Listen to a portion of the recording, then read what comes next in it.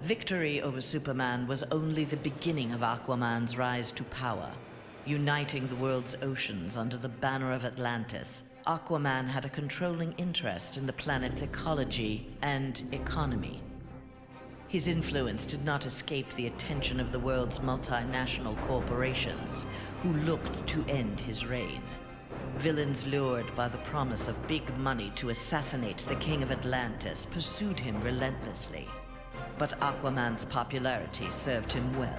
The world's citizens rose up in anger against those who would quell Aquaman's influence. The threat abated, a groundswell of support began for a united Earth under Aquaman's command.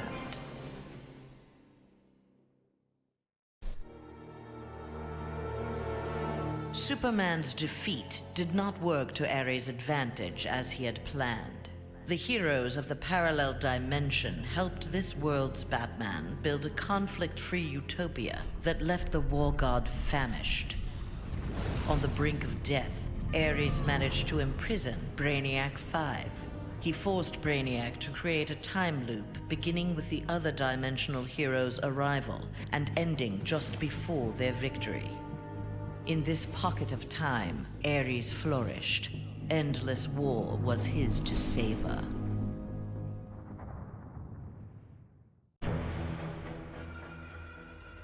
Superman had been a fool to believe Bane would willingly accept a subordinate role in the One Earth government. With the High Counselor out of the way, true leadership could begin. Though they lacked intelligence, Bane found in Sinestro and Black Adam inspiring examples of ruthless, absolute authority. They reciprocated his regard for their talents. The three former villains regained control of the planet and formed a ruling triad that would be uninterrupted until the next phase of Bane's plan.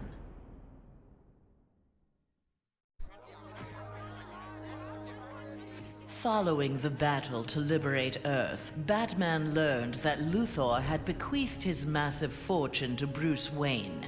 He now had the means to rebuild Gotham and Metropolis. The city's residents, inspired by their hero's efforts, adopted the slogan, "We are Batman." They contributed countless hours to their community's renovation and crime prevention. The Batman of old would have stubbornly assumed these tasks alone. The post-One Earth Batman, having been rewarded for his trust in others, enjoyed his city's renewal and his role as its benefactor.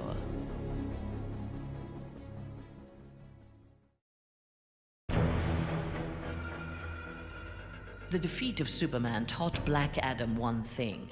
Most of Earth's denizens were too weak to adopt Kahndaq's visionary form of government. He returned to his homeland with a new plan. Combining their energies, Black Adam and his Empress Isis created a mystical barrier around Kahndaq.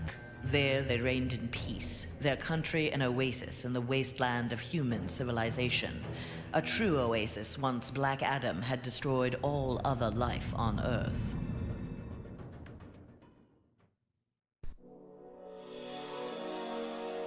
At last, Superman had paid for what he had done to Catwoman. Feigning allegiance to his regime had cost Selina her beloved Batman and her best chance at happiness. Pride and anger kept her from attempting reconciliation with Bruce Wayne, but his inspiring reconstruction of Gotham and Metropolis fostered in her a desire to remain close to him. Until she was ready to approach him again, she did her part to keep Gotham's streets clear of crime. Nascent underworld organizations had both the Bat and the Cat to fear.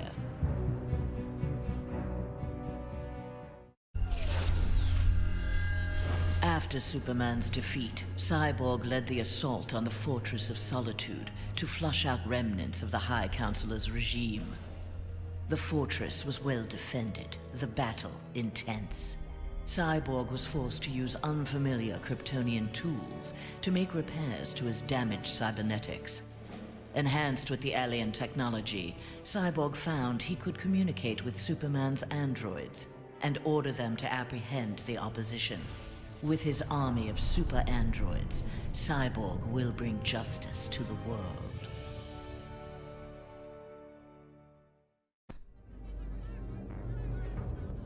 With Superman's regime toppled, new governments formed to take its place. New governments meant new customers for Deathstroke, and business was booming. Soon there were more assassinations to carry out, revolutions to aid, and unrest to create than he could manage on his own.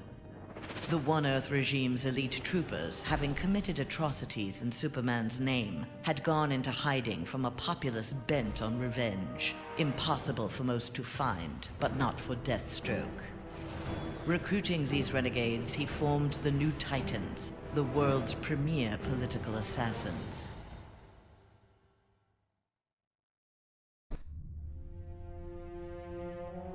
Free of Superman's control, Doomsday eradicated the remaining metahumans. He then manipulated technology in the abandoned Fortress of Solitude to terraform the Earth. It soon resembled prehistoric Krypton.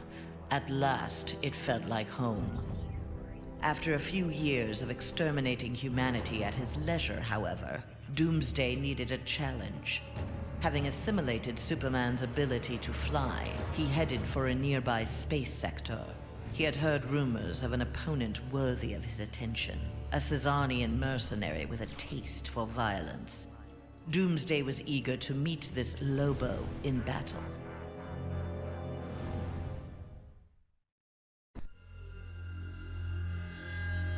Flash had taken down the High Counselor, but the atrocities he had abetted during Superman's regime continued to haunt him.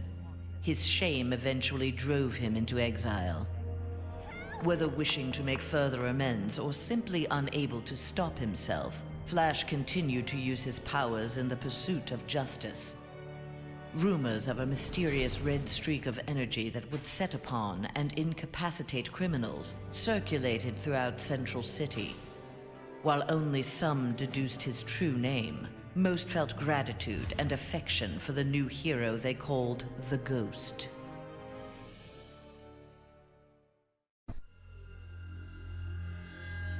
After the fall of Superman, Green Arrow visited the Star City of this parallel Earth. His counterpart was one of the first heroes to fall in the battle against Superman, one of the first to object to the Man of Steel's new tactics and reasoning.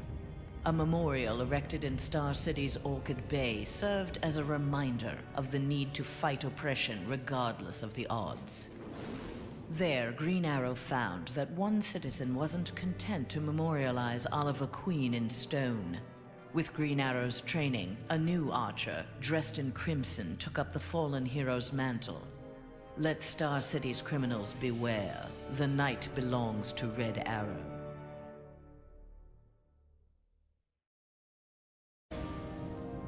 Mere days after returning to his Earth, Green Lantern, in an event mirroring his ascension to the core, witnessed the crash landing of an alien ship.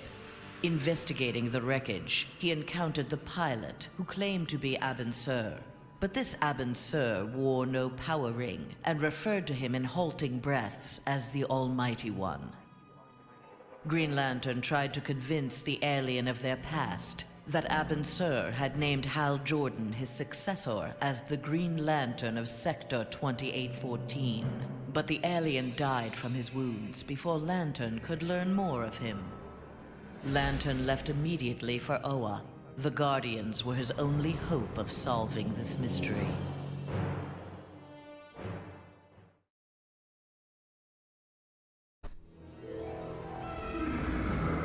The defeat of Superman filled Harley with confidence. She knew what she was capable of and knew what she wanted. She traveled to the Visitor's Earth and freed the Joker from prison. Returning to her world, they married in a ceremony that set Gotham ablaze. At the reception, the cake-cutting ceremony took a gruesome turn. As her new husband playfully mashed her face into the cake, years of abuse took its toll. Something in Harley snapped. She used the ceremonial knife to slash Joker's throat. Still wearing her wedding gown, Harley now resides permanently in Arkham Asylum.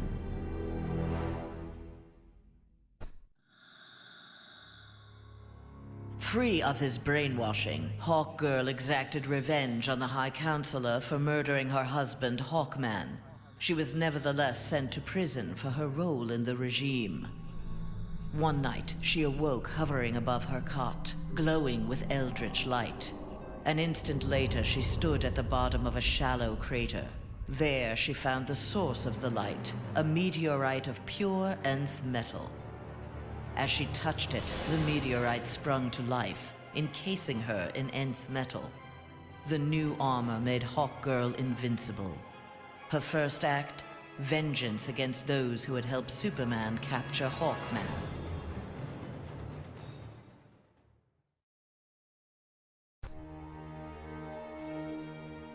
Though he had failed to elevate the Joker clan's status, Joker was convinced a similar organization could be successful in his dimension.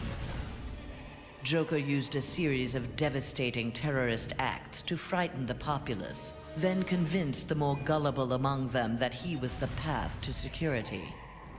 The new Joker clan soon had millions of members worldwide and committed regular anti-government attacks, wreaking havoc on the global economy.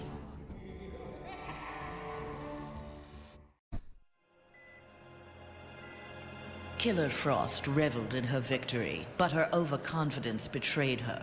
Seizing the opportunity, agents of Star Labs captured her. Their scientists harnessed her freezing power in order to fortify the world's polar ice caps. But Star Labs underestimated Frost's abilities. Turning on her captors, she froze their facility and eventually the entire Western Hemisphere. The survivors now struggled to overthrow the self-proclaimed Ice Queen.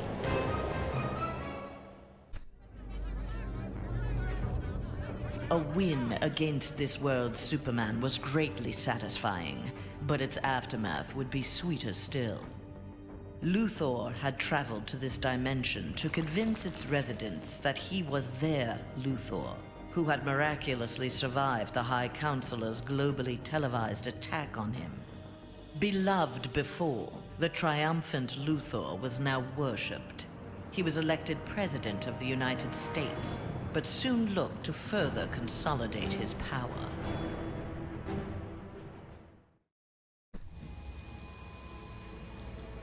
Nightwing had beaten his former boss, Superman, in single combat. Not even Batman had done that. His thirst for conflict grew. He began challenging anyone who crossed his path. Nightwing's belligerence eventually drew the attention of Sinestro. His corps was always in need of new recruits, and the young human seemed able to inspire great fear. Sinestro had his suspicions confirmed when a yellow power ring found its way onto Nightwing's finger.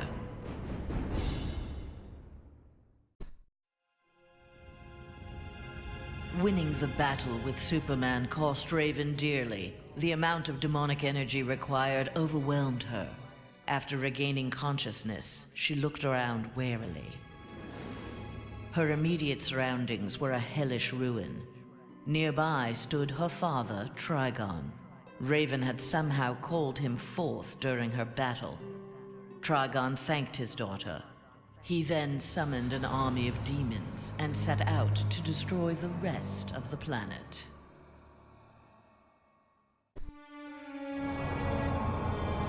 Following the events in the parallel dimension, Shazam's fellow heroes returned home.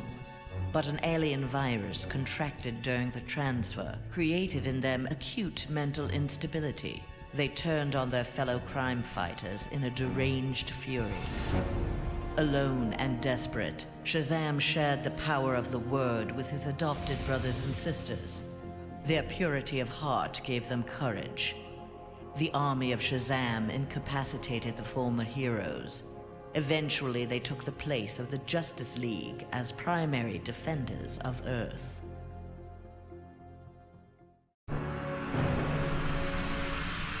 When Superman's One Earth regime proved to be a failure similar to his on Korugar, Sinestro retreated to deep space to ruminate on its demise.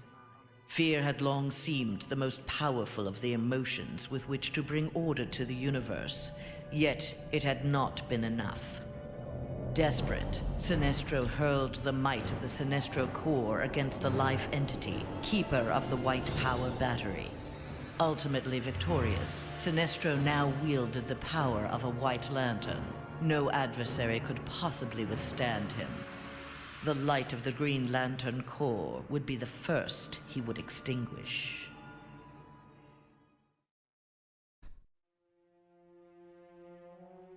The battle over, Grundy eluded capture and returned to his swamp to heal his wounds. During regeneration, Grundy found he could channel the elemental force of the Red. All animal life would bend to his rule. His increased power also allowed him to resurrect the long-lost Grey Force. Now, instead of ruling Earth's creatures, he could simply destroy them. After defeating the world's heroes, Grundy turned Earth into his version of paradise. He now rules over a gray and lifeless planet.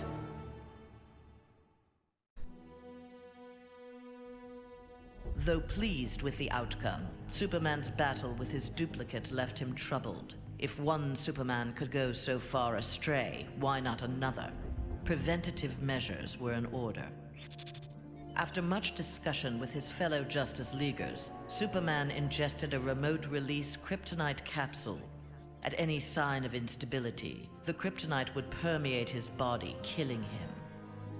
The question of who could trigger the device was solved democratically. Each week, a different Leaguer would take possession of its remote control. Only Batman was denied a shift.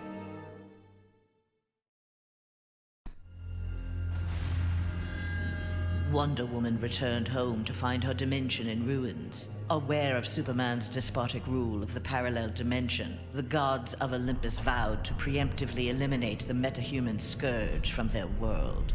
Under the direction of Zeus, they hunted down and eliminated nearly all superpowered mortals. All that remained to oppose them was Themyscira.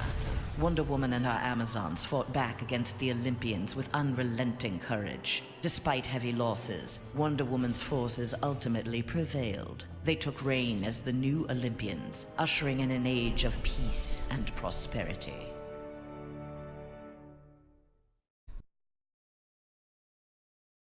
Not all heroes were destroyed by Superman. Some were actually created by him.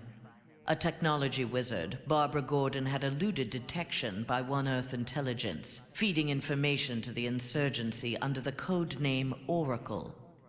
But after the regime's murder of her father, Gotham Police Commissioner James Gordon, Barbara channeled her anger into a new alter ego. Sensing the right opportunity to strike, she attacked Superman directly. By defeating the High Counselor, she had announced Batgirl to the world in impressive fashion.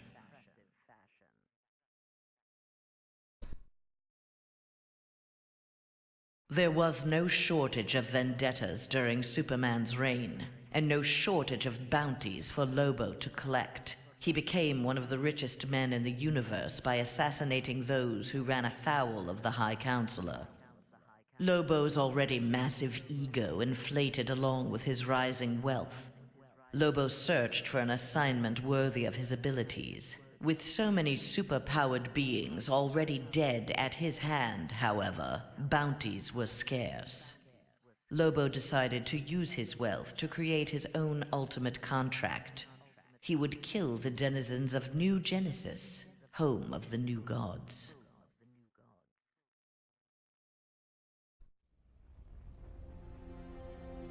The defeat of Superman was a relief to Zatanna. During the regime, she and Dr. Fate had taken advantage of Superman's vulnerability to magic and turned the Tower of Fate into a sanctuary for Superman's enemies. She had saved many lives, but years of subterfuge weighed heavily upon her. After the regime's downfall, Zatanna was instrumental in restraining metahumans during their trials. But when a jury recommended the death penalty for the more immutable defendants, Zatanna intervened. She took the prisoners to the Tower of Fate. There they would remain, incarcerated, but alive.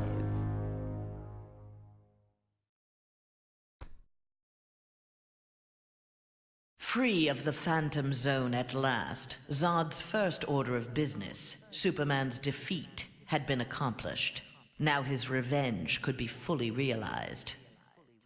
His time in the Phantom Zone had allowed Zod to learn its secrets. He had even learned from one of his fellow residents how to call forth small pockets of it at will. After introducing Superman to its mind-numbing emptiness, Zod claimed the High Counselorship and began to rebuild Earth in the image of mighty Krypton.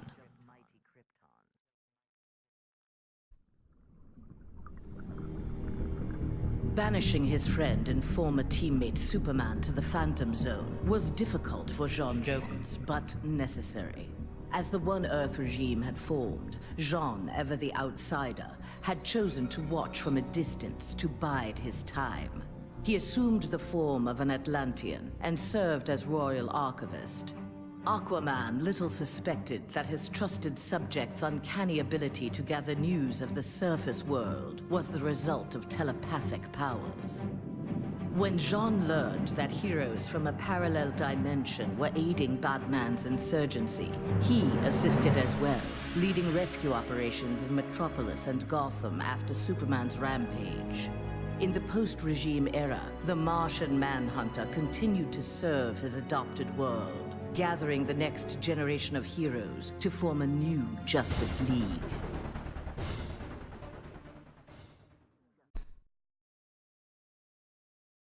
The fool in the red cape had been dealt with. Now Scorpion would learn how he came to this place. Heretofore, only the sorcerer Quan Chi or the fallen elder god Shinnok could have summoned him. Scorpion's answers appeared in the form of Trigon, who accused Scorpion of deserting Trigon's demon army and stealing from him the glory of besting the High Counselor. The two faced each other in a titanic struggle. Scorpion emerged the victor and assumed control of Trigon's invasion force. Soon this strange new land would be his to rule.